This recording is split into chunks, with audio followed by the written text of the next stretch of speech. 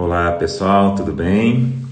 Acho que na nossa cultura o fórceps é, é um tema áspero, né? Mas eu acho que a gente vai conseguir ajudar vocês a entender que o fórceps e o Vaxtrator pode ser parceiros das mulheres, dos partos bem vividos, dos obstetras, né? Eu sempre digo que o fórceps, durante muitos anos, ele foi conectado no nosso inconsciente como um instrumento de trauma.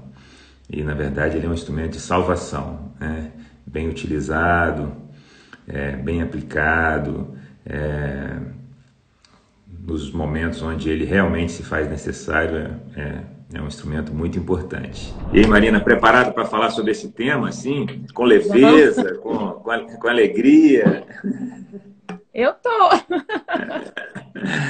É Bons um tema. obstetras gostam, né? Bons obstetras gostam do fórceps, né? Assim, gostam desses instrumentos que são grandes parceiros, né? Assim, é, e, e é muito comum isso, né? Quem gosta de obstetrícia tem um carinho, um apreço, né? Pela história, né? Porque o fórceps precede a cesariana, né?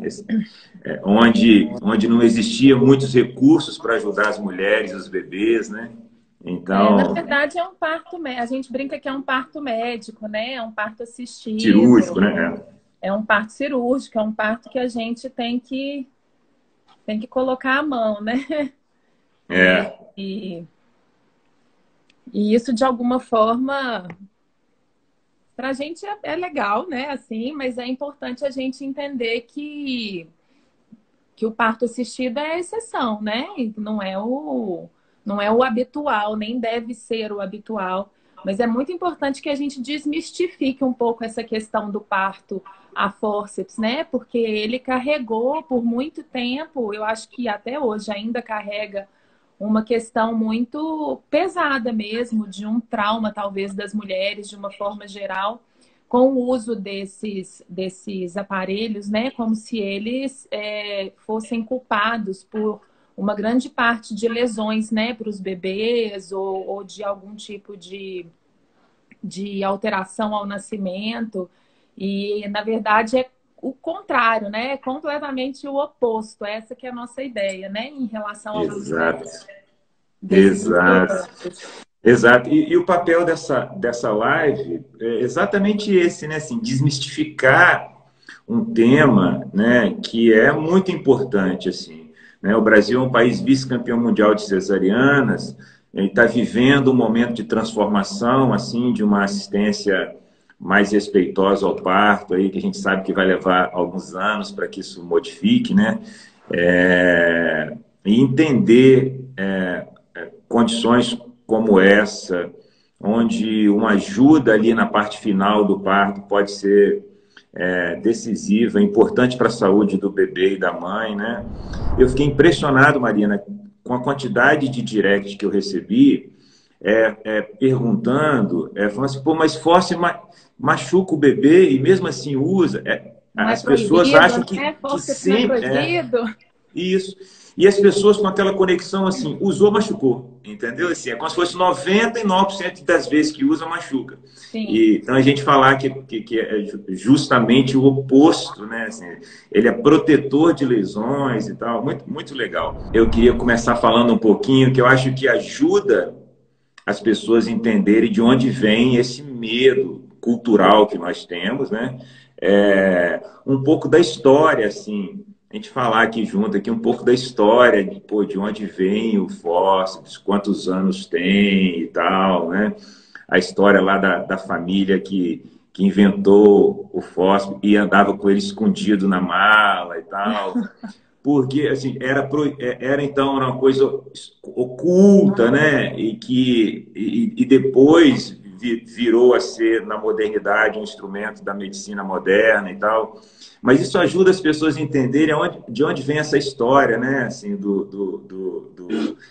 principalmente do fósforo, né? A gente vai falar de um dispositivo mais moderno também, que é o Vaxtrator. Mas eu estava lendo aqui que no ano 1000 antes de Cristo já tinha descrições de alguns dispositivos ou aparelhos que ajudavam as mulheres em partos muito laboriosos. Hipócrates, 400 anos antes de Cristo, descreveu, mas quase todas essas descrições da antiguidade ligados a bebês sem vida. Né? Então já começou com uma conexão não muito boa, né? Ou seja, com certeza. Ele chegou para a gente como instrumentos para ajudar aqueles bebês que realmente já não tinham condição, já não viviam mais, né? E vamos falar um pouquinho daquela história. Eu adoro aquelas histórias, os meus amigos que gostam de falar sobre essas histórias e tal, ali de 1500, 1600, quando começou realmente aquela família, Chamberlain, não é? Na verdade, o fórceps, ele teoricamente foi criado nessa época, né? Mais ou menos na década eu acho que no século XIII, mais ou menos isso, né, Emerson? Me corrija aí se eu estiver errada, eu não sou ótima de história, não. Mas parece que era essa família francesa, o Chamberlain, que era uma família de cirurgiões, né? E que eles inventaram esse instrumento como uma ajuda mesmo para o nascimento de alguns bebês. E aí eles começaram lá na França e depois eles migraram para toda a Europa, né? Foram para a Inglaterra e aos poucos eles foram se modernizando, né? Mas me conta o que você sabe disso. Eu adoro essa história. Final de 1500 e pouco, 1600, quando eles inventaram. Então, até então, eram ajudas para bebês que não tinham vida. Então, parece que foram eles que desenvolveram essa ajuda mais adaptada àqueles bebês com vida, ou aqueles partos difíceis que ajudavam os bebês a nascerem bem, né? E a história diz que eles, tipo assim, eles não contavam para ninguém, não explicavam para ninguém, era tipo assim, era de família, ia passando, do avô pro pai. É o segredinho, né? Um segredo e tal. E quando eles eram chamados para ajudar, eles, tipo, ia dentro de uma mala, eles nunca mostravam. Eles entravam e as pessoas sabiam que eles usavam alguma coisa misteriosa que ajudava a salvar a vida e começava a ajudar aquelas mulheres que estavam com bebês com partos. E numa época que, teoricamente, os médicos não influenciavam nos partos, né? Então, as mulheres elas ganhavam seus filhos com as parteiras. Isso, exato, né? Na verdade, a gente ainda não tinha não é nem a hospitalização, a medicalização, talvez, do parto. Isso, exatamente. Eram partos vividos dentro das casas e com os cuidados, né? E nem eram obstetras. Essa família era de cirurgiões barbeiros, que era tipo médico da época, aquelas coisas, né? Então tinha esse mistério assim da coisa. Eles chegavam e tal. Depois a história é que eles venderam depois. Tem uma história que eles venderam para uma empresa para poder fabricar, mas aí eles venderam só uma colher. Entendeu? Vendeu só um lado do fórceps, entendeu? E a coisa não aconteceu e tal. E aí depois, mais para frente, que veio a modernização ali, já com o Simpson, aí é 1800 alguma coisa, o Killand de 1900 e tal, né? Mas sempre teve essa coisa misteriosa, né, e tal. Mas a modernização do fórceps mesmo aconteceu aí 1800 e alguma coisa, 1900. Então é importante as pessoas entenderem isso, ou seja, muito antes de existir cesariana, gente, muito antes de existir cesariana para salvar uma vida de uma mãe ou de um bebê, entendeu? Existia ajuda de outra forma, né? Então, a primeira ajuda, né, talvez mais médica no parto, né? E em que condições era isso, né? Assim, que condições de esterilização era isso, que condições de segurança era isso, que condição de higiene, de anestésico, entendeu? Então, assim, é muito importante que vocês escutem isso e entendam, ah, tá, por isso que a gente vem carregando, às vezes, um pouco dessa história do fósforo de alguns séculos atrás, né? Então, a partir da modernização da medicina, da hospitalização do parto, da ciência como um guia, né? As coisas começaram a mudar, graças a Deus, e agora até com dispositivos mais novos, né? Assim, mais modernos, né? Sim, eu acho que essa que é a grande questão, né? Antigamente o fórceps ele era utilizado em situações que hoje não seriam mais, né? Assim, são situações que realmente são, nós chamamos de proscritas, né? Não, não se usa mais. A Talvez ideia... o que se usava antigamente, hoje nós fazemos uma cesariana para esses casos, né? Então, na verdade, talvez antigamente a gente não tinha um acesso à saúde ou à tecnologia médica suficiente e talvez o fórceps era a única estratégia que o médico tinha para utilizar para algumas situações de risco mesmo, tanto para a mulher quanto para o bebê.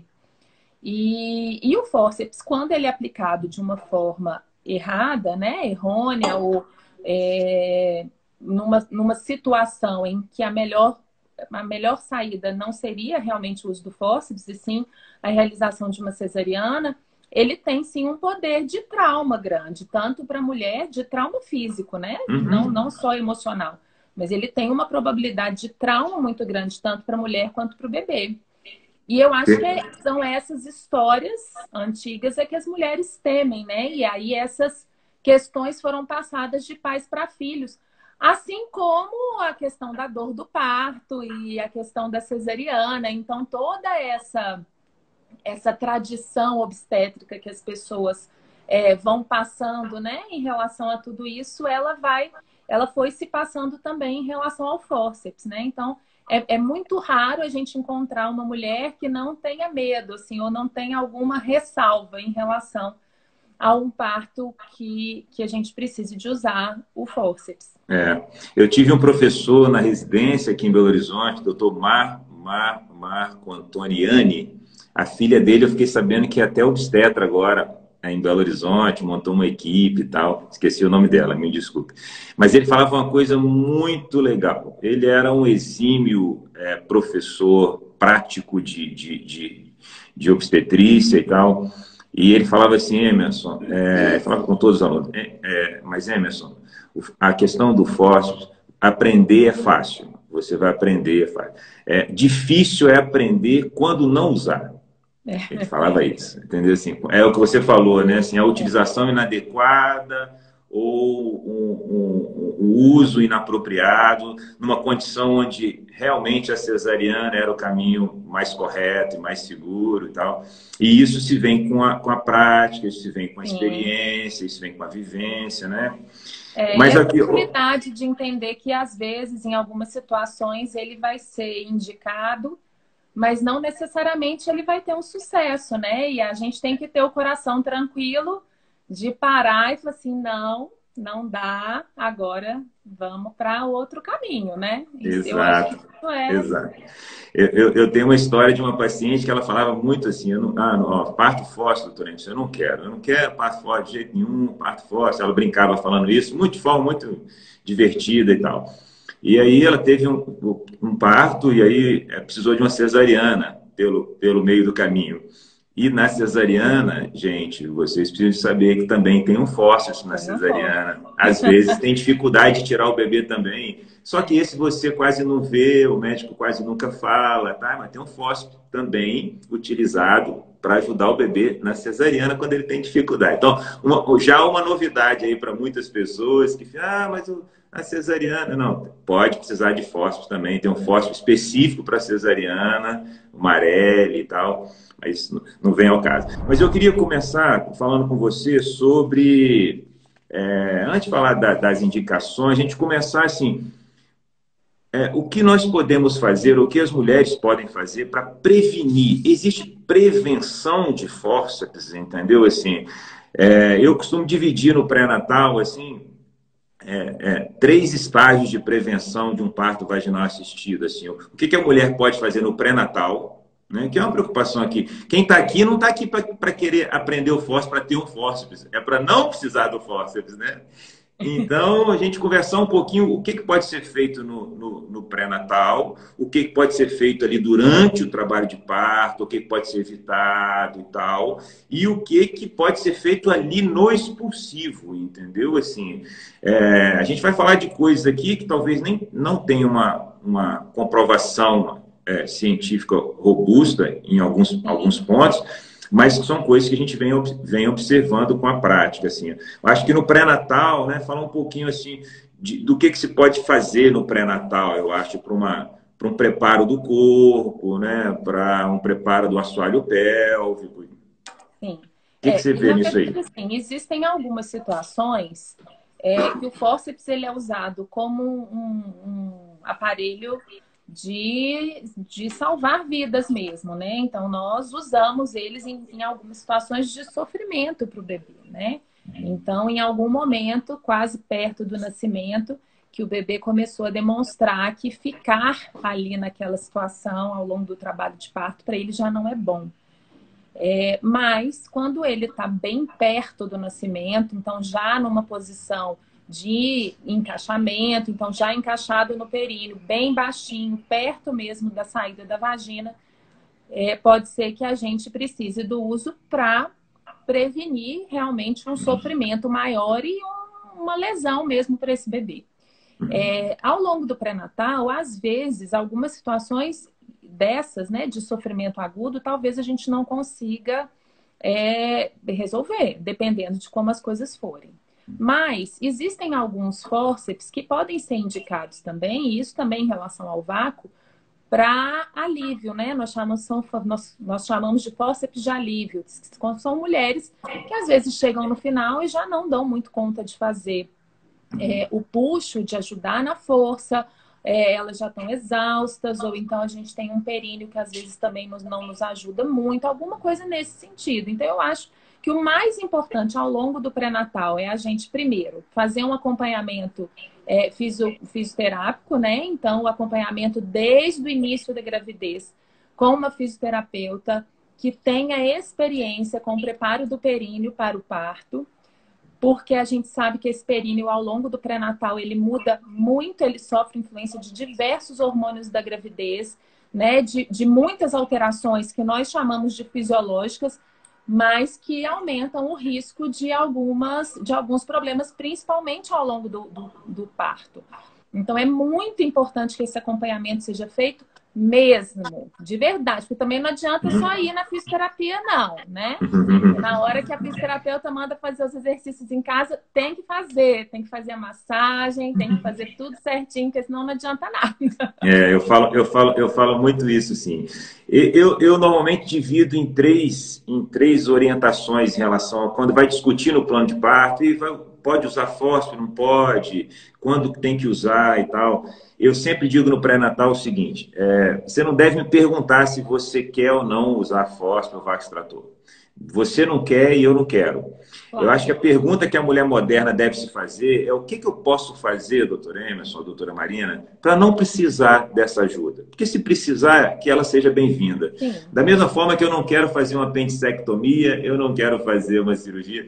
Tudo bem, então é isso. O que você pode fazer? Eu dou algumas dicas, eu falo no pré-natal, assim, atividade física e um corpo ativo, né?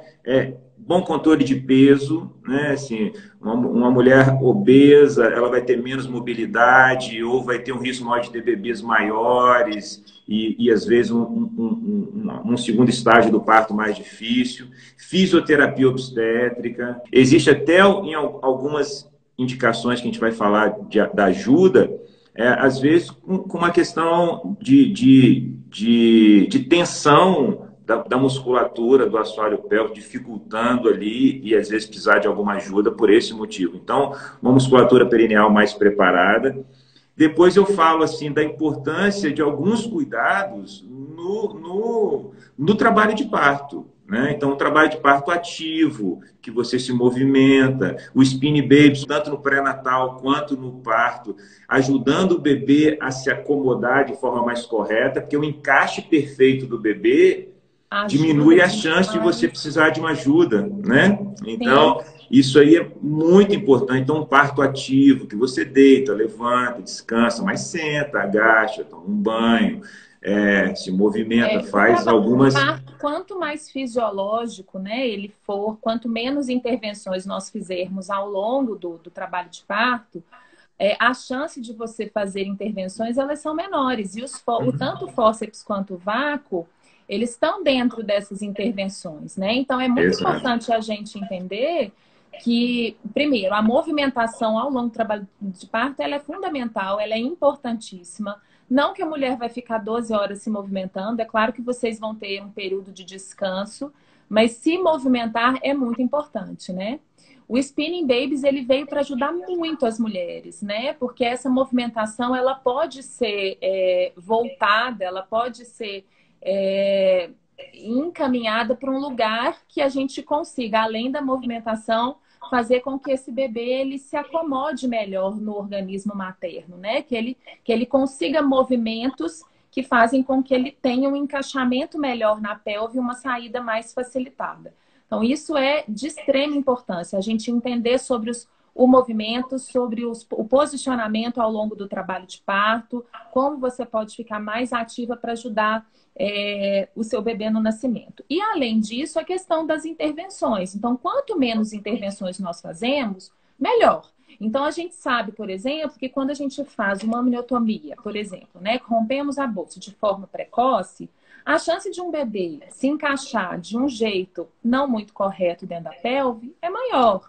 Quando a gente tem, por exemplo, uma mulher que toma doses de analgesia, né, maior do que o habitual, então doses repetidas de analgesia, a chance dessa mulher perder a noção, né, do próprio períneo e dessa musculatura é maior. E aí a probabilidade de você não conseguir fazer um puxo adequado para a saída do bebê aumenta. Além disso, a chance de você ter um período expulsivo mais longo e isso aumentando o risco do sofrimento fetal, que a gente sabe que isso pode acontecer. E quando você tem um sofrimento, a gente precisa do uso do fórceps. Então, todas essas intervenções, elas são possíveis ao longo do trabalho de parto, mas elas têm consequências. E é por isso que a gente deve evitá-las, né? Perfeito, perfeito, Marina. Então, a gente falou um pouquinho sobre a prevenção pré-natal, o que pode ser feito pré-natal. A gente falou agora do parto. Você falou uma coisa super importante, essa questão da... Cientificamente, existe uma correlação de anestesias pesadas, obstétricas, interferindo na perda de força e aumento estatístico da probabilidade de uma ajuda no expulsivo. E eu divido em três pontos importantes. O outro é o período expulsivo em si, né? Que a ciência já comprovou que a mulher em posições mais verticais, estatisticamente diminui a necessidade de um parto vaginal assistido a fórceps ou vácuo extrator. Então, gente, quando vocês escutam as nossas lives aqui, eu incentivando live de posição para o parto e tal, eu sempre brinco falando, gente, isso não tem nada a ver com estética de parto humanizado, de parto natural, de parto normal. Isso é ciência, entendeu? Tem uma lógica por trás. Ninguém está falando de mobilidade porque acha bonitinho e fica bonito na foto e não ficar deitado de barriga para cima. É por isso, porque a ciência mostra que uma mulher deitada no expulsivo, ela tem uma chance um pouco maior de precisar de ajuda. E outra coisa que eu gosto de falar muito, que cientificamente, né, os estudos que comprovam o impacto da doula na assistência ao parto, mostra que a mulher que tem o apoio contínuo de uma doula diminui a necessidade de anestesia peridural e de outras intervenções, mas que também impacta na taxa de fórceps. Isso é muito legal, assim, porque é um impacto muito direto, assim, eu acho isso muito, muito marcante. Então, a presença contínua de um apoio contínuo para a mulher diminui também até a ocorrência. Isso é muito legal, né? Assim, as meninas ficam... Eu lembro, Marina, em 2004 eu fui nos Estados Unidos e eu entrei em contato com o hospital para poder conhecer e eles falaram assim, eu vou dar o... Aí eu entrei em contato falando que eu era médico brasileiro e queria conhecer o hospital. Aí eles me deram o telefone de duas doulas. Aí eu saí daqui do Brasil, trabalhava no Sofia e tal, e fui. Aí quando cheguei lá, elas foram me buscar no aeroporto, eu e minha mulher. E elas foram com uns artigos científicos assim. Aí uma das primeiras coisas que ela falava, você sabe, né, doutor? Porque a presença da doula diminui isso, e foi falando essas coisas. E uma das coisas que ela falaram comigo foi isso. Sabe que até a taxa de forte diminui quando tem a presença de uma doula. Eu falei, não sei, eu já li esse artigo aí, entendeu? Assim, tem quase 15 anos isso. Então, a presença de doula e as posições mais verticais, né? Então, acho que a gente fechou aqui essa parte de... E como é importante que a mulher se oriente, né, Emerson? Assim, como é importante essa questão do estudo sobre a fisiologia. A informação, ela é extremamente importante porque quando a mulher conhece esse processo, e essa que é a ideia, né, da informação, quando a mulher conhece o processo do trabalho de parto, quais são os métodos não farmacológicos de alívio da dor, qual que é a importância da presença da doula, da enfermeira obstetra, do médico, da equipe multiprofissional que auxilia essa mulher nesse processo do parto, que não é um processo fácil, né? A gente sabe que não, mas quando a gente minimiza as surpresas e o sofrimento dessa mulher, como que a gente tem uma maior probabilidade de sucesso, assim, dessa mulher conseguir respeitar a fisiologia do seu corpo e, com isso, fazer com que esse processo seja mais fácil e de menores riscos de todas as intervenções possíveis e, inclusive, com uma diminuição de riscos de uma cesariana e de um fórceps também. Muito legal. Então, acho que fica esse recado para todas as mulheres. Então, antes de se preocupar com medo do fórceps e tal, ou medo de uma ajuda no expulsivo, é você se perguntar durante o pré-natal, pergunta para sua dor, pergunta para o seu obstetra, para a sua enfermeira obstetra, o que eu posso fazer para diminuir a probabilidade de eu precisar de uma ajuda no meu expulsivo? Tem muitas coisas. E aqui a gente acabou de finalizar aqui em três níveis de prevenção, teoricamente. Prevenção no pré-natal, prevenção durante o trabalho de parto e a prevenção durante o expulsivo, cara, né? Muito legal. Essa parte da live aí eu acho que é muito importante para passar para as amigas. E Marina, então, como a gente falou da prevenção, eu queria falar um pouquinho agora das indicações, assim. A gente dividir as indicações naqueles três principais grupos, assim, as indicações maternas, as indicações fetais do bebê e as indicações profiláticas. Então, dividindo esses três grupos, a gente podia falar um pouquinho para elas quais são as indicações da mulher, por uma questão da saúde ou do comportamento ou da necessidade da mãe, para a gente não misturar mãe, bebê e o que a medicina acha que tem que prevenir e tal. Vamos falar um pouquinho sobre as indicações maternas, assim. Quais são os motivos para uma mulher precisar? O bebê dela está bem, mas a mulher está precisando de uma ajuda ali naquele momento. Sim. A maioria das vezes, as indicações maternas, elas giram aí fora as profiláticas, né? Nós vamos falar disso depois. Mas, na maioria das vezes, as indicações maternas, elas giram em torno da exaustão mesmo, né? As mulheres, elas, como a gente falou antes, o trabalho de parto não é uma questão simples, né? Não é um processo fácil, na maioria das vezes, né? É pouco provável que seja muito rápido, que seja muito fácil. E o trabalho de parto, ele requer um preparo físico muito grande em relação a todo esse processo. E existem algumas mulheres que, na hora que chegam no expulsivo, elas ficam exaustas, né? E, infelizmente, ou felizmente, não sei, eu acho que o push ele é essencial nesse momento, né? É muito importante que a mulher faça realmente uma força expulsiva, então é uma pressão abdominal interno para ajudar na saída do bebê nesse processo do final mesmo, né? Naquele período expulsivo ativo. Então, geralmente, na maioria das vezes, as indicações pela mãe, elas passam por uma exaustão. Então, eu não consigo mais fazer força, ou então ela até tenta fazer força, mas a força dela é ineficaz. Ou, muitas vezes, mulheres que realmente tomaram uma dose de anestésico, que às vezes foi muito pesada, ou uma dose excessiva para aquela mulher, ou que ela tomou doses repetidas de anestésico, que aí realmente a musculatura do períneo dela não funciona mais, assim. Então, por mais que ela tente, ela não consegue fazer essa força expulsiva, né? O períneo ele é Perfeito. muito importante para a mulher, é muito importante que a mulher entenda que o períneo, ele não atrapalha a saída. Tem muita mulher que pensa isso, né, Emerson? E isso é uma das justificativas que as pessoas usavam para a gente fazer episiotomia, né? Para abrir aquela musculatura como se ela atrapalhasse a saída do neném. E é completamente o contrário, né? Essa musculatura saudável, né? Com um tônus bom, com um tônus preservado, sem estar muito anestesiado, ele ajuda a movimentação que o bebê precisa de fazer na hora do período expulsivo para a saída. Então, qualquer situação que faz com que aquele tônus muscular, com que aquela musculatura fique completamente inerte, ela prejudica mesmo o nascimento, ela dificulta o nascimento. E isso pode ser uma indicação para o uso do fórceps ou do vácuo.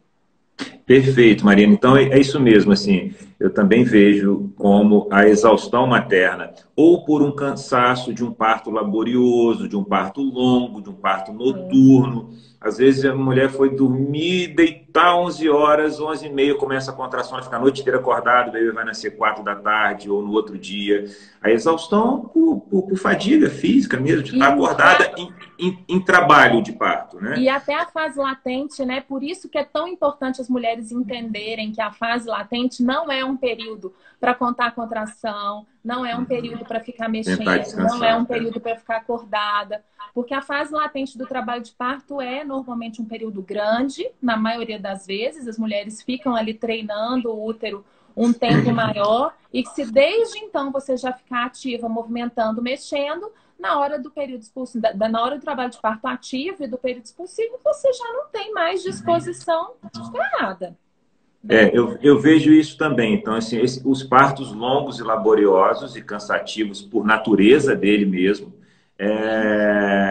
os partos com muitas doses de anestesia ou anestesia muito pesada, às vezes a mulher está com força, ela não está cansada, o parto dela durou só 4 horas, mas ela tomou anestesia que ela não consegue nem saber para que direção ela está empurrando, a probabilidade aumenta um pouco de você precisar de uma ajuda, né? Sobre o puxo dirigido no expulsivo. O puxo, gente, é a vontade que a mulher tem de empurrar. A mulher tem isso de forma natural quando ela está tendo um parto natural. A partir do momento que ela está cansada ou ela está com anestesia, pode ser que o médico precisa de falar, agora, ou a enfermeira, agora chegou a contração, empurre. Mas o cuidado clássico brasileiro, principalmente, é um cuidado onde o puxo dirigido ainda é muito comum. Então, a mulher chegou... Eu já vi muitas mulheres fazendo puxos orientados por profissionais de saúde, ali com 8 centímetros, com 9, não está com dilatação completa.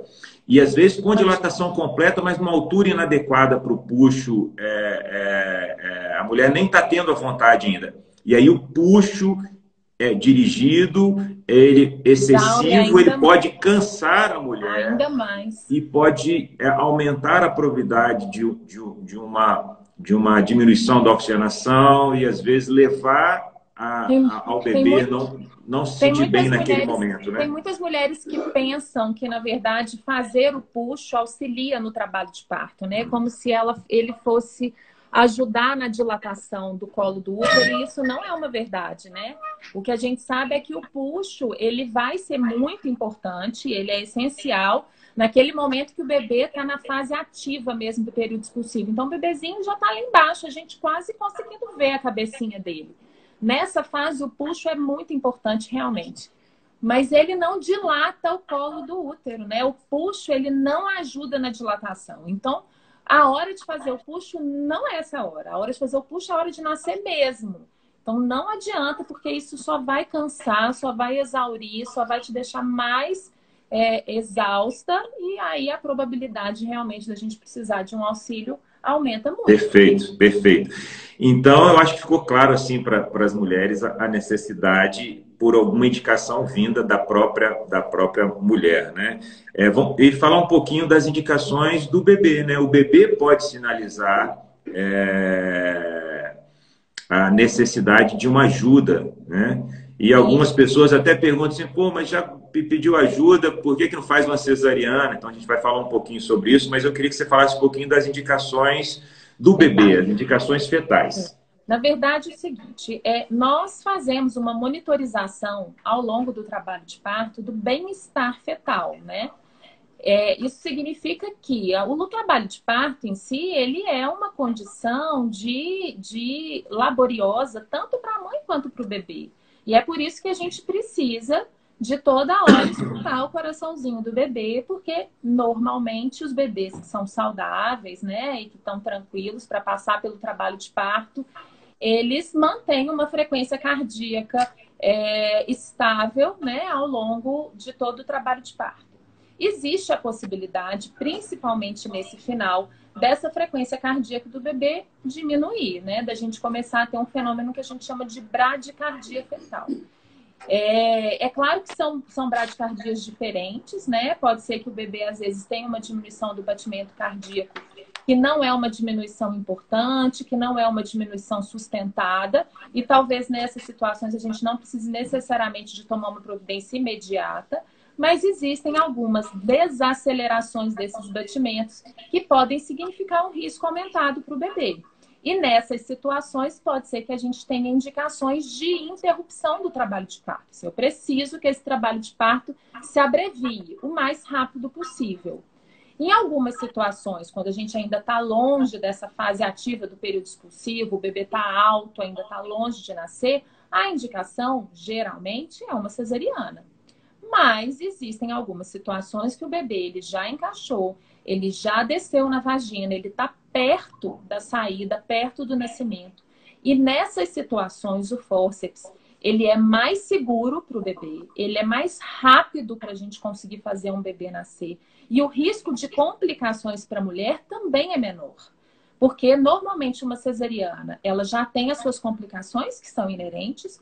Uma cesariana intraparto, ela tem complicações maiores do que uma cesariana marcada. E uma cesariana intraparto com o bebê quase nascendo tem riscos ainda maiores.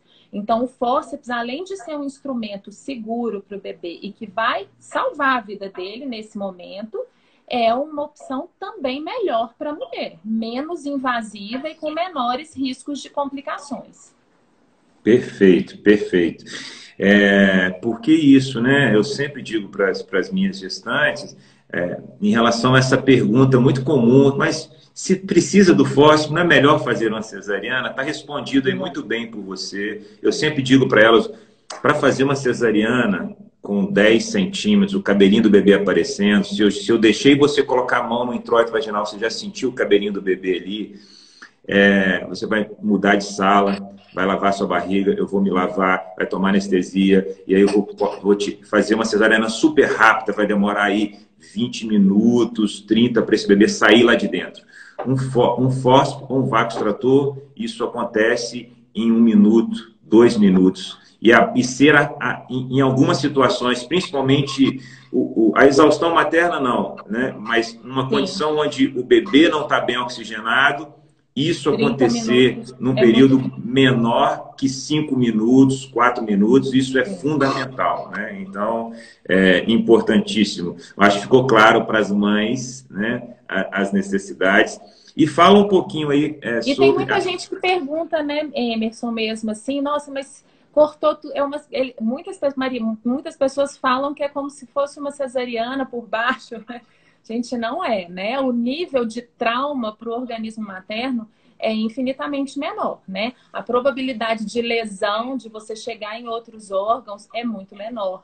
A chance que a gente tem de um trauma muscular Existe, claro, a gente precisa de cuidar dessa parte, mas a chance de outras complicações que a cesariana traz, o fórceps não traz, né? Perfeito. Então, E durante muitos anos, o fórceps sempre foi, e o Vax-Trator sempre foi indicação absoluta de episiotomia, e mais recentemente estudos, ainda até mandei para a Ana Paula um estudo bem legal, que já apontando a um olhar diferente assim, em relação a episiotomia de forma rotineira também para o vácuo e para o fósforo. Mas isso é assunto para outra live.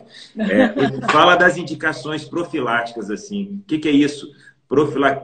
Fazer uma ajuda para o bebê sair. Por que fazer uma ajuda para o bebê sair? Na verdade, quais mulheres precisam disso? Existem algumas situações médicas, né, de algumas pacientes que o fórceps ele pode ajudar. Então, por exemplo, pacientes que têm uma cardiopatia, às vezes pacientes que têm alguma alteração neurológica, então algumas doenças neurológicas autoimunes. Então, por exemplo, uma paciente com uma cardiopatia reumática, né, que é uma doença que acomete as válvulas do coração. Pacientes, por exemplo, como uma miastenia graves, que é uma doença autoimune, que faz com que a mulher tenha um tônus muscular, toda a musculatura do corpo um pouco mais flácida.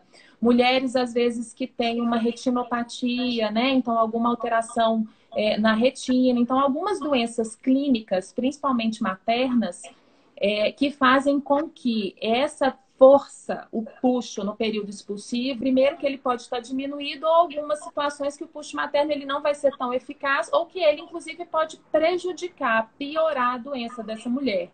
Então, nessas situações, o uso do fórceps é para prevenir essa necessidade dos puxos. Então, a gente facilita a extração do bebê, a gente diminui a necessidade dessa mulher fazer essa força para o nascimento e diminui o risco de piora dessas doenças. Perfeito, perfeito. Marina, então, resumindo, eu acho que nós dividimos aqui em maternas, fetais e profiláticas, mas para deixar claro para as pessoas, eu acho que as duas principais indicações de ajuda no expulsivo com vácuo ou fórceps é a parada de progressão no segundo estágio e a desaceleração do batimento, a desaceleração patológica, lembrando que bebês desaceleram no expulsivo de forma fisiológica, então é muito importante. São as duas principais causas, indicações de fórceps, de vácuo extrator. Uma coisa muito legal é que nos últimos anos, no Brasil, né, a gente está vivendo a transformação, mas no mundo uma conduta mais conservadora no segundo estágio, que é o estágio da expulsão do bebê, tem modificado, assim, eu sou um pouquinho mais velho que você só, mas assim, você passou pelo Hospital das Clínicas, eu passei pelo Odete Valadares e tal, apontou o cabelinho do bebê, tira o bebê dali, tem que nascer. Hoje em dia a gente sabe que já não é mais assim, e essa segurança, ou seja, o bebê está bem, a mãe está bem, de nós podermos ter uma fase final com mais paciência, isso diminui a ocorrência da necessidade de ajuda no expulsivo. Então, isso é uma coisa muito legal, sabe? Isso que está falando da parada de progressão, depende do parâmetro. Se você acha que parar é 10 minutos parada, se você, mãe, souber e o seu médico souber, pera um pouquinho, parada, poxa, eu posso ficar com 10 centímetros 1 hora, eu posso ficar com 10 centímetros 2 horas, 3 horas, às vezes, dependendo da altura do bebê e do bem-estar meu e do meu bebê. Então, isso é relativo, né? Mas as duas principais indicações seriam essas, né? É muito importante, né? As mulheres entenderem que chegou em 10 não quer dizer que está nascendo, né? Assim, vai nascer, mas a gente precisa dar tempo para as coisas acontecerem, né? A grande questão é essa. As mulheres, às vezes, elas acham que o parto é melhor que ele seja mais rápido. E isso não é uma verdade, né? É importante a gente saber que o parto, o nosso corpo, ele precisa da adaptação do trabalho de parto. E o corpo do bebê também precisa dessa adaptação, né? É muito importante a gente saber que o nosso organismo, ele vai se adaptando à dilatação e ele vai se adaptando à descida do bebê. Quando a gente faz isso de forma leve, né, de forma lenta, o risco de trauma para o nosso corpo é muito menor. E o risco de um sofrimento maior para o bebê também é menor, né? Aquelas pacientes que têm partos muito rápidos, o risco de um bebê sofrer pela quantidade de contrações excessivas, isso também é um problema, né? Então, é claro que todo mundo quer ter um parto tsunâmico, né? Mas não necessariamente isso é bom. Isso pode gerar alguns riscos que são desnecessários. Exato. Marina, outra coisa que perguntaram muito é sobre a probabilidade disso acontecer, né? E os números, eu andei pesquisando, os números são super variáveis, assim. Em média, 1%, 2% até 10%. Então, como se fosse uma taxa mundial da necessidade de utilização de fósforo ou Vax-Trator, seria de 10%. Eu fiz o levantamento aqui, olhei o banco de dados do Instituto, 4 a 5% de ocorrência de fósforo ou Vax-Trator. Então, isso é muito legal também que as mulheres entendam assim, a chance é muito grande. Não, a chance é uma chance pequena, né? E importante ter uma ideia dessa dimensão, né? Assim, né? E Marina, eu queria mostrar aqui, né? Eu acho que a gente podia... Oi? Vamos mostrar, né? Mostrar. Então... É bom mostrar para as mulheres como que é feito também, né? Assim, o que a gente vai fazer caso a gente precise disso? Então, o que vem primeiro, né, gente? A gente está falando de dois dispositivos. Eu vou mostrar aqui um fórceps, que é o fórceps Simpson, que é do final 1800 e alguma coisa, que ele foi desenvolvido. O fórceps é isso aqui. Vou puxar para lá, senão vai ficar parecendo que ele é muito maior do que é, tá bom? Então, aqui é o fórceps, ele tem 2 colheres, chama colheres do fórceps, né? Eu vou mostrar para vocês aqui o posicionamento. Mas a chance de machucar o bebê é muito grande, né? A chance de machucar o bebê não é muito grande, é muito raro. É muito raro, raríssimo. Eu mesmo vi raríssimas traumas no bebê durante 20 anos. Né?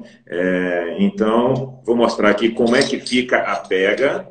Na verdade, é muito comum que o bebê tenha uma marquinha no rosto, principalmente, né? Por causa de pressão. Então, imagina, a gente precisa te colocar essa colher no rostinho, aqui, ó, no rostinho. Não é pescoço, tá, gente? Então, muita gente acha que o fórceps enforca o neném. Não enforca, tá? Aqui é porque o meu bebê é menor e o meu fórceps é maior, tá bom? Na verdade, o fórceps pega nessa região malar aqui, ó, do bebezinho. E aí é muito comum o bebê ficar com uma marca na bochecha, aqui perto da têmpora e na bochechinha, de pressão, que isso aconteceria com qualquer pessoa se você colocar alguma estrutura. Essa marquinha de pressão, ela aí no dia seguinte já não existe mais, ela já sai, né? Então, em 1, 2 dias, essa marca já sumiu. Não é uma marca permanente, né? Isso não é machucado. Perfeito. Aqui eu acho que aqui deu para ver, né? Deu para as pessoas verem, né? Observar, né? Tá vendo? O fórceps tem as colheres com a curvatura que respeita a anatomia do canal vaginal, né? Coloca uma colher, depois a outra, acopla, tem medidas de segurança, né? Então tem critérios de elegibilidade se o fórceps é indicado ou não, tem maneiras da gente controlar aqui se ele está bem posicionado, né? Então, é um instrumento, obviamente, que precisa de habilidade, precisa de prática. A gente vive num país mundial de cesariana, talvez um médico com muita prática em cesariana, quando foi que ele usou fórceps pela última vez, se acontece em 10%. Ele tem que assistir 100 partos, 10 partos para ter um fórceps. Quantos partos um médico que faz muita cesariana? Então, essa coisa da prática é muito importante. né? E às vezes até treinamentos em manequins com obstetras ou jovens obstetras e não em mulheres, né? Aqui é o fórceps. Eu queria mostrar para vocês, eu chamo de primo rico do fórceps, né? Que é o Vax Trator. Quando eu comecei a usar o Vax Trator, há uns 15 anos atrás, no setor privado, eu levava ele na minha bolsa, porque eu não tinha nas maternidades. E aí, vez ou outra, vi uma enfermeira e falava assim... Eu tenho também, eu continuo tendo. Vi uma enfermeira e falava assim, você que é o médico que usa o negócio do extrator...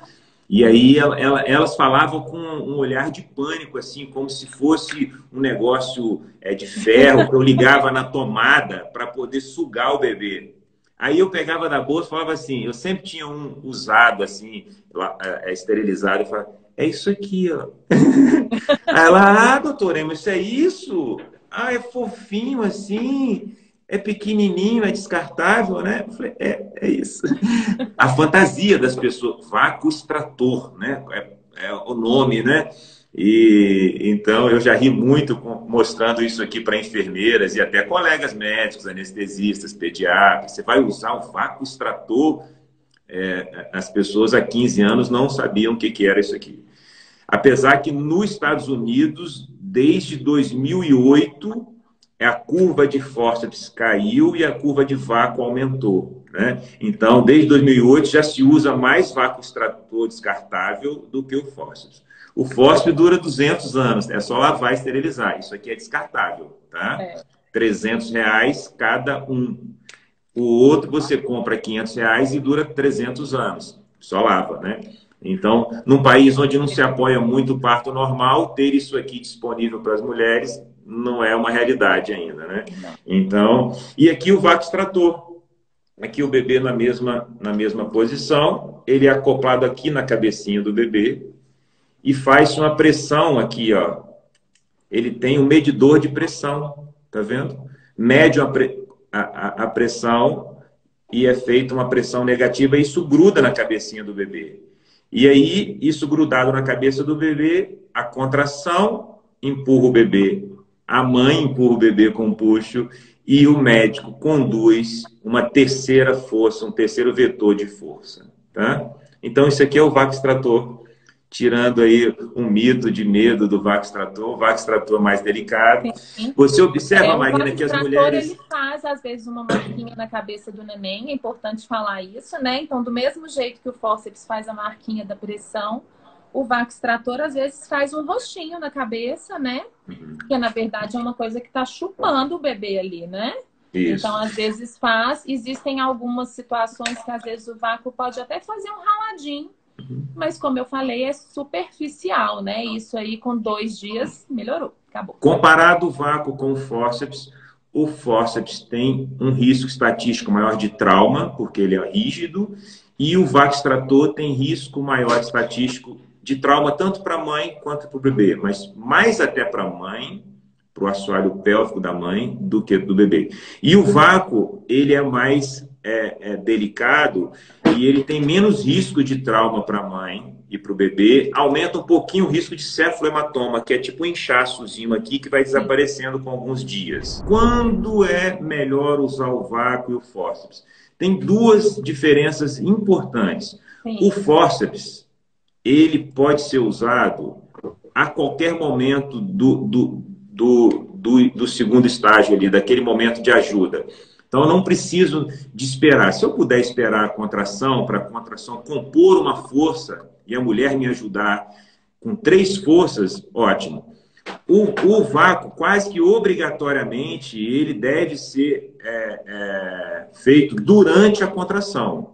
Em algumas situações, onde eu não posso ficar esperando 3 minutos, 2 minutos para vir uma contração, o instrumento mais eficiente é o fórceps. Então, o fórceps ele é um potente tracionador do bebê. O vácuo é como se ele fosse mais um condutor. Ele é um bom tracionador, mas ele precisa do apoio da mulher e ele precisa da contração. Quando você não tem tempo para isso, talvez o fórceps venha com uma indicação mais adequada. E o fórceps tá faltando... ele é um instrumento de salvamento, assim, né? Então, os fórceps, ele é mais seguro quando ele é utilizado principalmente em situações de risco fetal. Então, quando a gente tem aquelas indicações fetais de bradicardia, um risco de sofrimento, porque o fórceps, nós temos um controle maior dessa força, desse puxo, né? Então, a probabilidade de sucesso e da gente conseguir tirar esse bebê mais rápido com o fórceps, isso é maior. Então, nessas situações, é mais seguro utilizar o fórceps do que o vácuo. O vácuo, normalmente, ele é utilizado para alívio da mãe. Então, naquelas mulheres que, às vezes, não estão conseguindo fazer a força ou que já estão exaustas, ele pode ser usado por nós como uma ajuda mesmo, né? Então, junto com esse puxo da mãe, que já está um pouco mais enfraquecida, a gente ajuda a puxar o neném. E a ideia é essa mesmo, assim, não faz muita diferença em termos de trauma para o bebê, é semelhante. Para a mulher, o fórceps ele tem um risco de trauma perineal maior. O que mudou? O que vem mudando? Por que vem mudando também, assim, no mundo, a utilização de mais vácuo do que fórceps? Porque é um instrumento que tem uma curva de aprendizado menor. O fórceps é um instrumento quase um instrumento que requer uma curva de aprendizado maior, uma certa habilidade, uma certa experiência. Isso é muito, muito importante. Nós temos sorte, né, Emerson? Porque como a gente já não é muito novinho, a gente aprendeu. Isso, claro, mas isso é muito importante, assim, porque tem jovens obstetras assistindo a gente. A importância de você aprender, fazer cursos com vácuo extrator, porque é um procedimento, é um instrumento de uma aplicabilidade mais simples, entendeu? Para essas condições, então, onde a mulher precisa só de um alívio, às vezes você não tem, se você não tem habilidade com fórceps, você vai fazer uma cesariana. E uma cesariana que poderia ter sido evitada. Então, esse é o recado, assim, tá? A live é para mães, mas esse recado é para os colegas, né? Com certeza. O fórceps, ele precisa que o bebê esteja numa posição adequada, né? Então, ele precisa que o bebê esteja já, na grande maioria das vezes, principalmente o fórceps de Simpson, ele precisa que o bebê já esteja naquela posição direta, que é já olhando para baixo. Ele precisa que o bebê esteja mais baixo. A gente precisa de aplicar o fórceps na cabeça toda do bebê, né? Então, se ele está um pouco tortinho lá dentro, o fórceps ele não vai encaixar direito. Então, a gente precisa de toda uma questão e uma avaliação que é muito importante. O vácuo não, né? Ele pode, inclusive, ajudar na tração de bebês que estão em o que a gente chama de assinclitismo, né? Que é uma posição um pouquinho tortinha da cabeça do bebê. Às vezes ele está mais viradinho para o lado ou para o outro. O vácuo, ele consegue, às vezes, até corrigir essas posições e ajudar a tração do bebê. Mas ele um instrumento que, às vezes, num sofrimento verdadeiro do bebê, ele não é tão seguro, né? Porque a gente precisa que ele seja utilizado de forma mais rápida. E para fazer isso tem anestesia, né? É muito importante falar sobre esse tema, muito importante. A gente vive num país da cesariana, um país onde os partos normais no setor público são vividos em muitas situações de forma não muito positiva, vamos dizer assim, às vezes por falta de recursos e por falta de um modelo de cuidado mais moderno. E falar sobre isso, né? Como é importante hoje a gente falar sobre anestesia e ajuda no parto, né? Fala um pouquinho aí sobre anestesia. Dá para fazer anestesia ou tem que colocar esses aparelhos aí, sem tudo anestesia natural, dentro d'água e no banquinho? Não, gente, explica na verdade, aí. Isso é uma coisa importante, porque quando a gente explica por que chama parto cirúrgico também, né?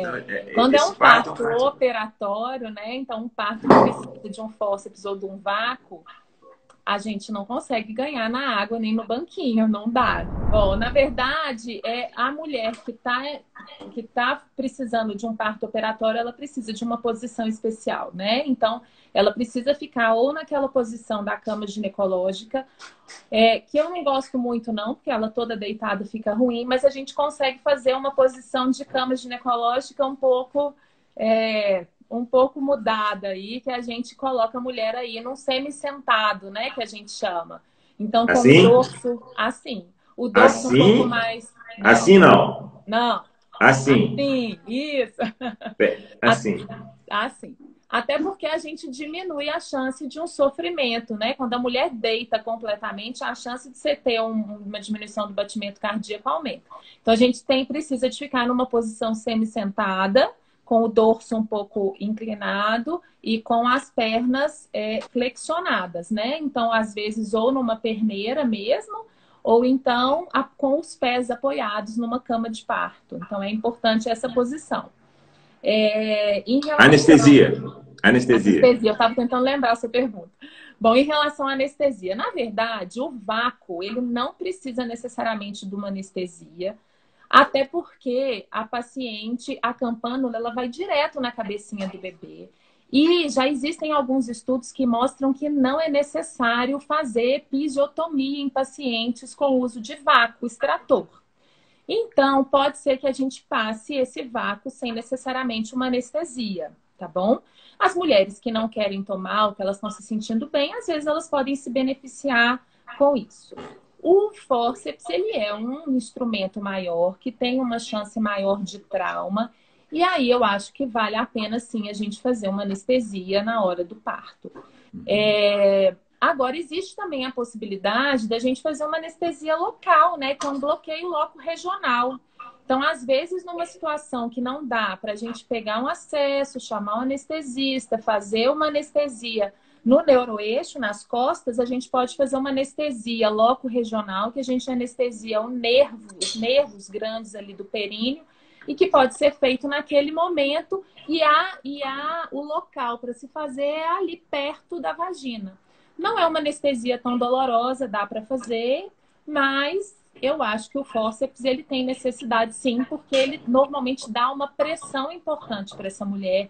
A manipulação da vagina ela é grande, né, naquele momento. Então, é um procedimento doloroso, assim. Eu acho que vale a pena fazer o uso da anestesia, sim. Perfeito. Ô, gente, quem acompanha o Instituto já cansou de ouvir a gente falar sobre isso. A anestesia obstétrica é indicação da mulher. Não é indicação do anestesista, não é indicação do obstetra, do marido, da doula. Quem decide se vai tomar anestesia ou não. Então, se você vai fazer um fósforo, a gente vai perguntar para você como é que você se sente e tal. Então, a maioria das mulheres que precisam de um parto com ajuda, quase sempre, não é uma coisa assim, o parto está indo tudo lindo, de repente precisou de uma ajuda. Já é um parto, às vezes, mais longo, já é um parto que, às vezes, a mulher já está com catéter de anestesia peridural. Então, eu não lembro quando foi a última vez que eu fiz um parto que eu precisei de fazer anestesia tipo, local, assim, para usar um fórceps e um vácuo, porque a minha paciente já estava com catéter naquela condição. Então, complementa uma quantidade de anestésico adequada para esse tipo de ajuda. Então, assim, eu aprendi a passar fórceps sem anestesia. Eu aprendi a usar vácuo sem anestesia no serviço público brasileiro, sem anestesia, com anestesia local. Claro que ainda é possível... eu posso viver uma situação como essa, uma urgência, que é o mais rápido é fazer uma anestesia local e ajudar o bebê rápido. Mas, normalmente, uma exaustão materna, se a mulher está cansada e precisa de uma ajuda, você quer que chame um anestesista, faz uma anestesia, a gente vai passar um fósforo com anestesia. A mulher conversando, não é isso? Ou ela já está com catéter de anestesia, a gente complementa e faz. Assim, em condições que não existe uma necessidade de uma urgência né, em função de uma desaceleração do batimento, isso tudo é possível, entendeu? Assim, então, imaginar que vai fazer um corte em você sem anestesia, que vai usar um aparelho em você sem anestesia, ou sem te perguntar se está incomodando, isso aí é inconcebível no mundo moderno, entendeu? Assim, a gente examina, fala, está te incomodando? Não tá. Quer que faz anestesia? Quero. Quer que faz mais? Quer fazer anestesia peridural? Quer que chama anestesista? Então, fiquem tranquilas quanto a isso, entendeu? Assim, agora, mas a sua... Ontem eu tive uma consulta com uma paciente, ela me perguntou assim, me conta quais são os procedimentos que eu sou obrigada a fazer no parto. Eu falei assim, nenhum. Você não é obrigada a fazer nada, absolutamente. A parir. O bebê nascer, né? Eu queria falar, já chegando nessa parte mais final, falar com você um pouquinho, Marina, sobre fórceps versus cesariana. Acho que a gente podia refletir um pouquinho aqui agora. Acho que muitas pessoas querem saber que a gente fale um pouquinho sobre isso. Ah, eu já sei que vai ser fórceps, por que não faz uma cesariana? Ou vai ser fórceps, é melhor fazer uma cesariana? Assim, acho que você já falou um pouquinho lá no início, mas a gente podia fechar um pouquinho de novo, relembrando isso, né? Assim, é possível até compartilhar com vocês, com as mães, dependendo do tipo de uma ajuda de alívio, onde o bebê já está nascendo, o cabelinho nascendo, realmente na verdade, usar um vácuo e um fórceps é o caminho realmente mais... Sim, eu acho que é muito importante as mulheres, às vezes, entenderem que tem muita gente que pensa assim, olha, eu não quero usar fórceps de jeito nenhum, eu não quero usar vácuo de jeito nenhum. Mas, às vezes, isso pode ser uma opção pior, assim, sabe? É importante a gente entender que, assim como a cesariana, o fórceps é um procedimento possível a partir do momento que uma mulher está grávida e vai precisar de um parto, né? Se a gente precisa que esse bebê nasça rápido por uma questão de sofrimento mesmo fetal, isso talvez seja necessário, né? E é importante ela entender que esse procedimento hoje, ele é seletivo, né?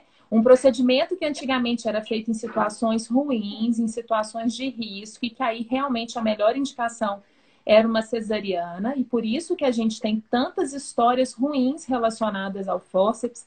Isso não é o comum hoje, né? As pessoas não são malucas, né? De indicar, de uma forma geral, né? As pessoas não são malucas de indicar um procedimento ou um fórceps sem necessidade, porque realmente o risco de trauma para a mulher e para o bebê é um risco grande.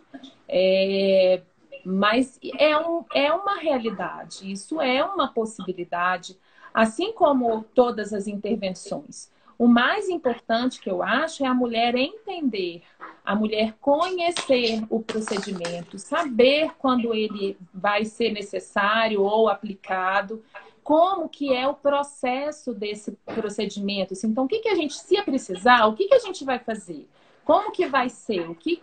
Né? Qual que vai ser o processo nesse momento? Até para você ter segurança em relação a isso, né? O fórceps, ele realmente é temido, mas de uma forma errada. O fórceps, ele é um aparelho maravilhoso, porque ele realmente salva vidas.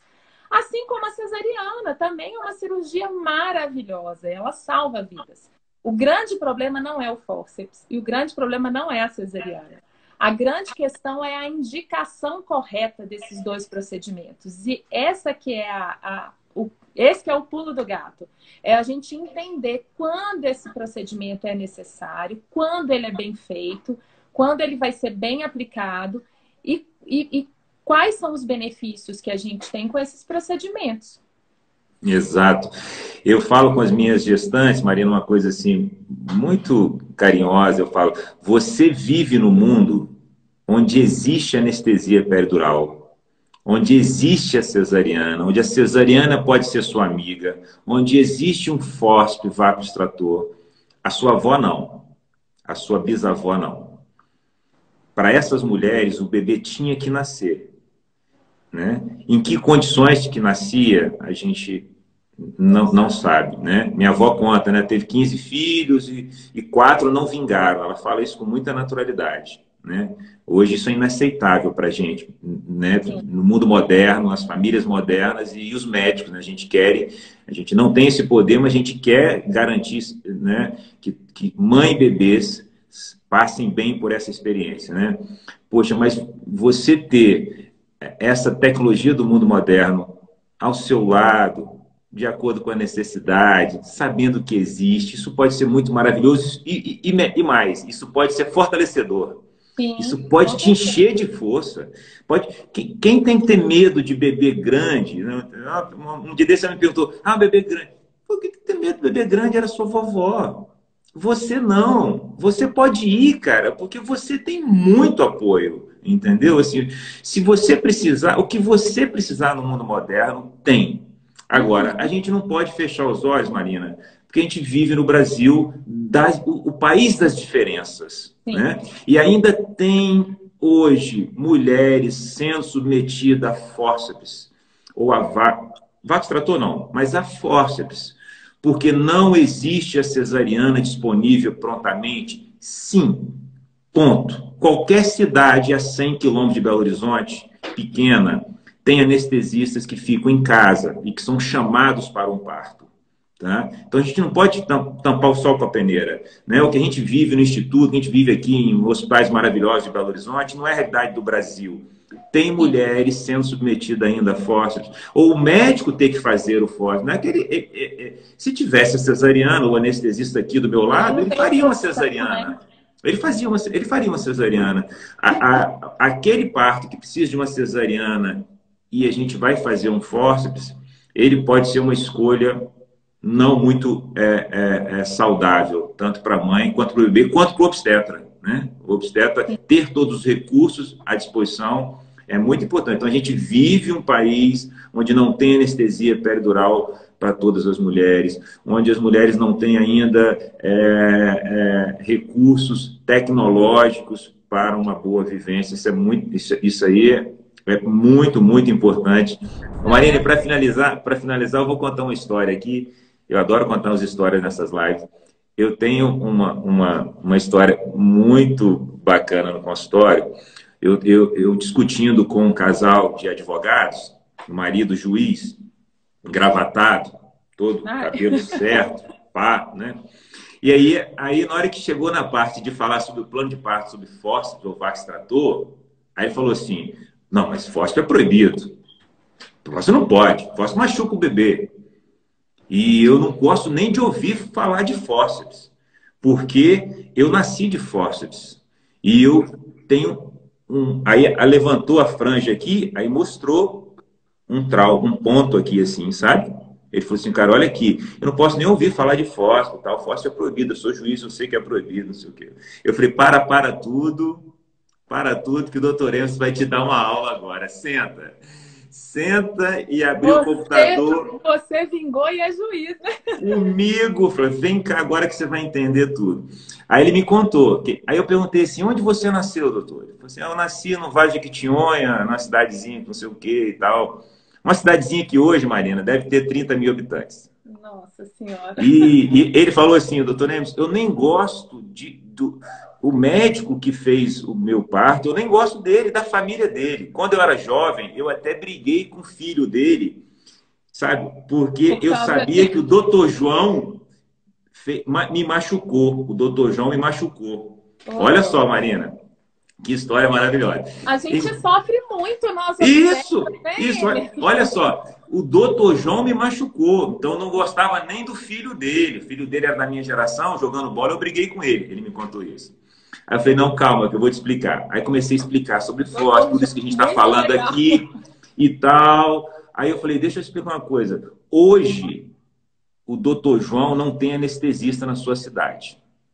Se ele tiver que fazer uma cesariana a 40 minutos, se você estava no canal de parto da sua mãe e o seu batimento provavelmente estava caindo, se o doutor João espera 40 minutos para o anestesista chegar, você não seria juiz, talvez você não estaria aqui, talvez você não teria passado no vestibular. Então, a atitude que ele teve foi a atitude de salvação. Cara, ele começou a ficar emocionado, Marina. Doutor Emerson, eu já fiz até terapia para isso, ninguém tinha me explicado sobre isso. Então, significa que o doutor João me salvou e não me machucou. Porque eu tenho uma marca, ele tem uma marca mesmo de um trauma. Deve ter sido um parto realmente difícil. E aí, tudo bem, Marina. Aí ele ficou todo emocionado com essa história. Uma semana depois, eu estou aqui em casa, recebo uma mensagem no WhatsApp, uma foto dele, o doutor João de branco, velhinho, uns 80 anos, segurando uma garrafa de vinho, e ele todo alegre, abraçado ao doutor João, sabe assim? E, tipo, o doutor João, um cara disse, não estou entendendo nada, por que esse cara está me dando esse presente, entendeu? Assim, mas eu sabia da história e ele sabia dessa história, ele foi lá agradecer o médico, que obviamente em condições há 47 anos atrás usou um fórceps numa condição onde os recursos a serem utilizados eram escassos e certamente se não tivesse usado de forma adequada, provavelmente essa pessoa não estaria viva. Então eu sempre digo isso, que o fórceps é um instrumento de salvação e não de trauma, né? Então é muito importante a gente entender isso, que essa história ela é muito emblemática, assim, sabe? Que é exatamente quando a pessoa vira e fala, ah, tá, entendeu? Isso pode ser, isso foi importante para mim e pode ser importante para alguma de vocês aqui. Se 5% das mulheres precisam de ajuda, algumas aqui de vocês que estão ouvindo a gente e vão assistir, que pode ser que precise, né? E que você entenda isso e viva isso com alegria, né? Assim, de poder viver num mundo onde isso é possível, né? Com tranquilidade, né? O discurso de que a medicina é muito tecnológica, né? E que eu não vou precisar disso, é tecnológica mesmo. E o fórceps é uma tecnologia da medicina, né? E ele consegue hoje ter resultados positivos em relação ao nascimento seguro para o bebê, porque ele é aplicado, né?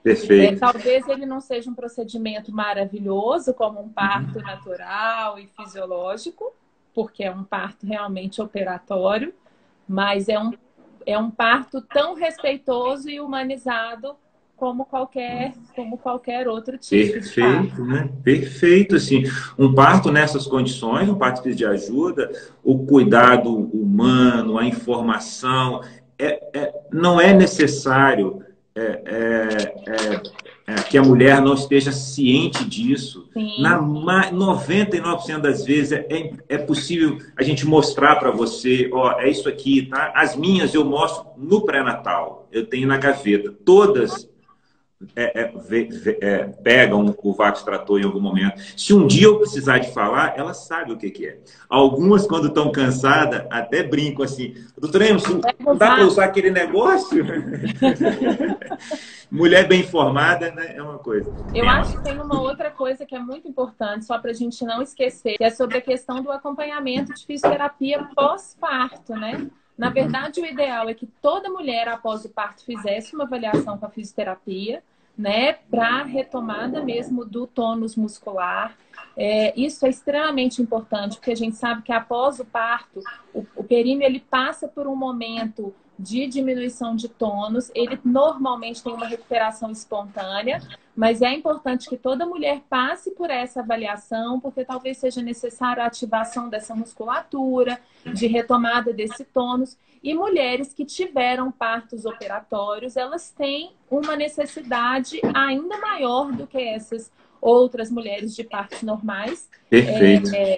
De passarem por essa avaliação com a fisioterapia, né? Porque elas têm um risco maior realmente de trauma. E aí, quanto mais cedo a gente consegue já começar a ativar essa musculatura, treinar essa musculatura, fazer algumas consultas que melhorem o tônus muscular do períneo, menor o risco de, no futuro, depois de alguns anos, essa mulher ter alguma alteração do assoalho pélvico, né? Perfeito, perfeito. O protocolo do Instituto é a avaliação fisioterápica de rotina 45 dias pós-parto, mas nas mulheres com bebês acima de 4 quilos, 4 quilos. episiotomia, graças muito raro, mas Períodos parto a forte do vácuo extrator com 15 dias. Toda a equipe do Instituto, elas orientam, às vezes, até entrar em contato mesmo com elas, logo depois do parto, né? Para já alguma orientação sobre alguma ativação. Assim, as mulheres que fazem esse tipo de procedimento, às vezes, já podem começar aqueles exercícios de estímulo, né? Então, de contração, mesmo que seja leve, ainda na maternidade. Perfeito. Ô Marina, então, para finalizar, você falou de tecnologia, né? Então, os partos existem há milhares de anos, as mulheres são capazes de parir seus filhos, mas a disfunção de parto, o parto laborioso, ou parto difícil, não é uma coisa do mundo moderno, existe há milhares de anos, sempre existiu, né? A maneira de ajudar essas mulheres é que tem evoluído, né? Então, o primeiro degrau de evolução, de auxílio médico, provavelmente a gente pode colocar como esse primeiro degrau foi o fórceps, né? Depois a cesariana, depois o vácuo extrator, né? E você vê alguma coisa nova, assim? Você imagina alguma coisa? Você já ouviu dizer alguma coisa nova a respeito de ajuda, assim, dessa ajuda final, assim? Na verdade, de instrumentais... De instrumental não, né? Não, eu acho que... Eu vou contar... Você vai contar? Vou contar para você. Não, mas é porque... É porque eu nunca vi o instrumento ainda. Em 2006, tem uma história. Você conhece a história do Jorge Odon? É um argentino. Já ouviu falar? Não? Seguinte, em 2006, um argentino, não é médico ele, esse Jorge Odon, eu assisti uma palestra dele aqui em Belo Horizonte, em 2008. Ele inventou um dispositivo de ajuda, como se fosse um vácuo extrator mais evoluído. E ele não era médico, ele era dono de uma mecânica, ele era um mecânico. Ele viu um amigo tirando, sabe aquelas coisas que tem na internet que a pessoa consegue tirar uma rolha de dentro de uma garrafa sem quebrar a garrafa, usando um tecido e o ar? Ele viu aquilo e falou assim, poxa, se essa garrafa fosse um bebê? Isso em 2006. E ele começou a desenvolver junto com um médico argentino e a Organização Mundial de Saúde aprovou. Então já existe, chama dispositivo Odon. É bem legal. É bem legal. Eu nunca vi, pessoal, só vi vídeo. Ao invés de ser uma campânula, como a do vácuo ou do fósforo, é como se fosse uma sacola, um plástico. Esse plástico acopla aqui na cabeça do bebê e faz uma pressão entre duas lâminas dessa sacola e dessa parte plástica e gera uma certa pressão bem homogênea e aí traciona o bebê. E aí puxa o bebê. É a mesma coisa, é por tração. Só que a aplicabilidade é muito mais simples, infinitamente mais simples que um fórceps. E também mais simples do que o vácuo extrator, entendeu? Assim, então essa era a grande diferença do dispositivo dele. E que a Organização Mundial de Saúde aprovou desde 2009, mas não se popularizou, eu não sei por quê. Ou as coisas, os resultados não foram o que se esperava, mas foi aprovado em 2009 esse dispositivo. Então eu acredito que com o futuro também existirão novas tecnologias, né? Talvez um dia a gente diga, poxa, nós vivemos na época que usava o fósforo ainda, e talvez não use mais, não porque não precisa, mas porque se desenvolveu novas tecnologias, né? Então, coisas do mundo moderno, né? Eu acho que a grande questão, né, tecnológica hoje é o acompanhamento multidisciplinar, né? Eu acredito realmente nisso, assim. E eu defendo muito o trabalho de parto dessa forma, porque é o que a gente vê hoje na ciência, né, Emerson? Assim, a possibilidade de você ter uma equipe que te acompanhe, isso faz toda a diferença, né? Então, quando você primeira coisa, gente, as mulheres têm que estudar, né? E hoje em dia não é mais desculpa a gente falar que a gente não tem acesso à informação, que a informação está aí, então informações de qualidade, isso é extremamente importante. E como as coisas relacionadas à parto são simples, né? Então, informação essencial, os métodos não farmacológicos de alívio da dor, porque isso já diminui a probabilidade da anestesia farmacológica, que em relação à prevenção do fórceps é muito importante, né? Auxílio, né, naquele momento, então você ter pessoas ao seu lado que te orientem, que te apoiem, que estejam do seu lado, aguardar o trabalho de parto ativo para a gente poder fazer o mínimo de intervenções possíveis, isso faz toda a diferença. E hoje em dia as tecnologias do Spinning Babies, que são, né, a tecnologia que é maravilhosa, né? A gente que está ali na prática, que a gente vivencia isso todos os dias. Às vezes, bebês que a gente examina e fala assim, esse menino não vai nascer e sei lá o que acontece, que ele se organiza ali e nasce, né? Então, eu acho que isso é essencial, assim, esse é o pulo do gato. Até para que essas mulheres que passam pelo parto a fórceps passem com a tranquilidade no coração que elas fizeram tudo o que foi possível para que aquele bebê viesse. E que se realmente a gente precisou do fórceps, é porque precisou, é porque essa foi a indicação, essa foi a necessidade. E a gente não tem que ter tristeza no coração, nem quando a gente passa por cesarianas e nem quando a gente passa pelos partos assistidos, quando a gente tem a tranquilidade de que a gente fez as melhores escolhas e que a gente fez tudo o que era possível para aquele bebê nascer. E para finalizar, gente, eu sempre tenho dito aqui nas lives, né, assim, os pilares de uma assistência humanizada, né, não tem correlação em relação à dor, anestesia, parto natural, parto na água, né? Os pilares importantes, né, de uma assistência humanizada é a medicina baseada em evidência, a ciência, o apoio da ciência, são as decisões médicas de acordo com o que a ciência mostra, comprovadamente. Não é o que o doutor Emerson acha legal. O doutor Emerson tem 20 anos só de obstetrícia, a doutora Marina tem muito mais nova. Brincadeira, né? Não, tá? Não, filha. Não sou, não. Então, assim, a nossa experiência conta, mas a ciência consegue hoje trazer um arcabouço de comprovação muito maior, né, dos riscos, benefícios de determinadas escolhas. Então, não é o que o meu médico, o que o doutor Emerson, a pessoa acha. Né? Então, medicina baseada em evidência, verdadeiramente baseada em evidência. O trabalho e o cuidado à mulher com equipe transdisciplinar, interdisciplinar. Então, isso que você acabou de falar, a importância desse cuidado multiprofissional, né? E do apoio do marido, da família, da sociedade, do governo, né? Então, e, obviamente, o protagonismo da mulher, né? Assim, mulheres vivendo essa experiência numa posição de protagonista, a probabilidade de viver de forma saudável, de forma segura, entendendo as intervenções de uma forma muito positiva para ela, isso é maravilhoso.